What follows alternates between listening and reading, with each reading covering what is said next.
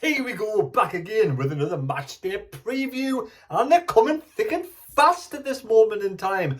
Luton are up to Sunderland on Wednesday for the 7:45 kickoff. Yes, Luton Town, the Hatters, 1885, when they were founded, 139 years young, 12,000 plus fans can get into their stadium, Kenilworth Road, one of those unique stadiums that are still kicking about. Matt Bloomfield, never heard of the bloke, but apparently he's their head coach.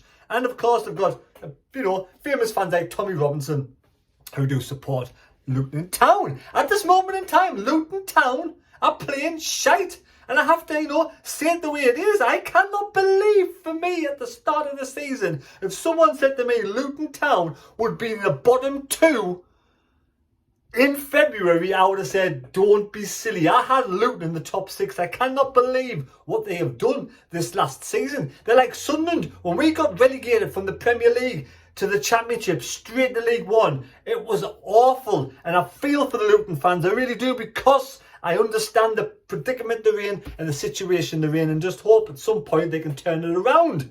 Got a good bunch of fans. A lot of fans watch this channel, so I wish them all the best in the future. But they're not playing good football at this moment in time. They haven't won a game since December the 20th. Blooming hell. You could not make this up. After watching Sunderland only scrape through a win against Luton down at Kenilworth Road, we got battered. I honestly think we were so lucky to come away with a win that night that this same team is in the bottom two. Luton fans, what's happened this season? Let me know what's happened this season. Matt Bloomfield, only been there for 4 games. He's drawn 2 and lost 2, not won a game of football. I hate these scenarios. He's not won a game of football. He's not won a game of football yet for Luton Town. Welcome to Sunderland Stadium of Light. We're unbeaten. He's not won a game and we're unbeaten. We're going to win, surely. Anyway, Wickham was his last team he was in charge of. 108 games he was in charge. 152, drawn 24, lost 32. And like I said, they're in 23rd position, Luton Town. I still cannot believe that. They've won 7, drawn 6 and lost 17. Lost 17 on 27 points and a minus 19 goal difference. Look at this run of form. Right, they've got a draw at the weekend, so well done. Sheffield Wednesday, they've got a draw against Sheffield Wednesday. They lost to Millwall. Millwall's always a tough game, by 1 goal. They lost to Oxford away 3-2 by 1 goal. They drew against Preston 0-0. They lost to Norwich 1-0. Lost to QPR 2-1. Lost to Swansea 2-1. Lost to Bristol City 1-0. They only lose by 1 goal. And we beat them 2-1. So they're not getting stuffed. They're not winning games of football. They're slipping and sliding down that table, and they just only got Plymouth below them. And Plymouth are on form. If they continue in this run of form, they will go bottom of the Championship. Like I said, they're not winning a game of football since the 20th. Yes, the 20th of December, when they beat Derby 2-1. Adebayo is the dangerous player. And they've got lots of dangerous players. And I think, the physical side, they're going to be a tough side for Sunderland to beat. We're not playing well at home. This will give Luton some sort of, kind of hope. Because we're not playing well at home, we're really not. And if we continue in the setup we're doing at this moment in time, we'll continue to not play well at home. Team news. This is the team that we played. This is the team that I would pick. I ain't the head coach. I'm just some daft YouTuber. I don't know diddly squat. But this is the team I would pick. Right, so Mepham, I'm not quite sure whether Mepham's going to be fit enough. He went off on Saturday with about 20 minutes to go, I think, and Ballard came on. So I don't know the situation with Mepham. I don't know the situation with Job. I don't know whether Job will be available for Wednesday, and I don't know whether Mepham will be available for Wednesday. And if they are, this is the team I would start. A lot of people want to go 4-4-2, and I think we can't go. I don't think we can do 4-4-2 until we get like some Mundle or Watson back. When Mundle or Watson comes back, we could probably go 4-4-2 and be really strong down either flank.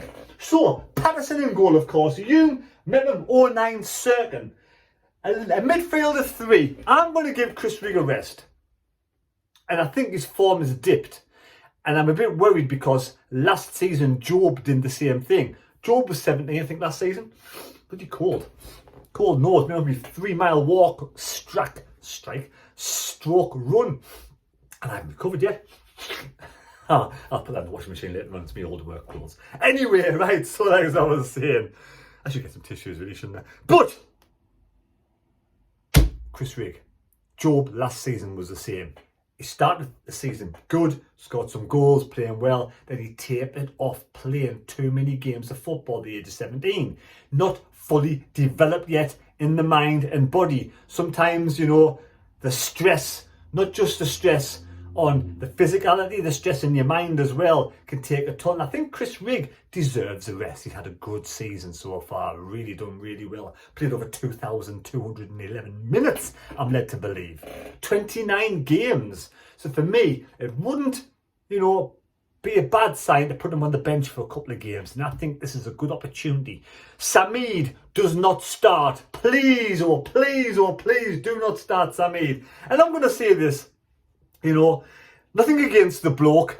He's came to Sunderland with pedigree from a top flight club in France, Champions League football, but he's been injured the entire season. And as soon as he's off the you know, injury list, he's put in 90 minutes at home. He's a defensive midfielder. Why are we fucking playing defensive football against the likes of Plymouth and Watford on Saturday? And no disrespect to Luton, we shouldn't be playing flipping defensive football against Luton either. It's not good enough. If we want top two, which I think we're letting it slip out of our hands right now, we shouldn't be sitting back in games of football against the bottom end tables. We've got to be going for the good goal difference, good goals, 2 or 3 nil wins. Sitting back after a 1-0 lead, it's pathetic. It is really pathetic, and if that's the system, that's what we're going to do.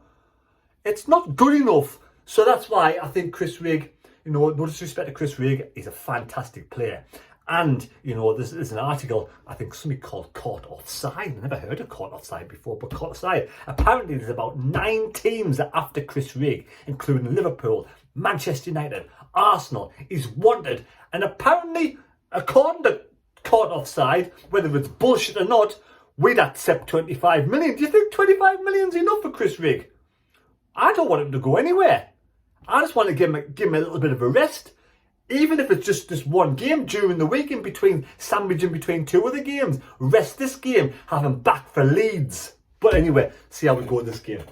Like I said, Job did it last season. He come back this season, and Job is a different gravy this season. He is absolutely awesome, fantastic controlling midfield, and Job's had a fantastic season. It looks like a different character altogether.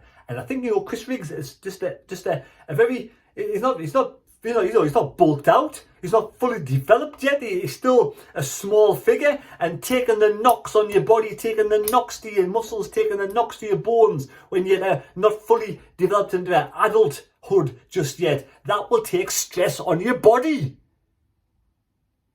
Maybe physically fit, but that will take stress on your body. And that's why I'd give him a rest against a physical side like Luton, and have Neil, Job and Lafay as the number 10 behind Isidore, with Meander on the left and Roberts on the right. I know Roberts is not playing great either, but until we get someone like Mundle back or Tommy Watson back, then we can switch Meander into Roberts' position and have one of those on the left hand side. That is the team for me now.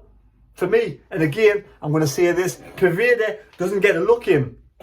He doesn't even get on my bench when Mundle and Watson are fit. Unfortunately, I'm going to be harsh. You've got to be harsh. You've got, you know, it's this time of the season now. You've got to take it by the scruff of the neck. You've got to be harsh. And I want to see passion from these players on Wednesday night. I saw 2 different teams. I don't know if you did. Against Middlesbrough, I saw the passion, the drive. Dan Neil was right up, pumped up for that Middlesbrough game. And he got the players up. Look at Lafay, how good Lafay was.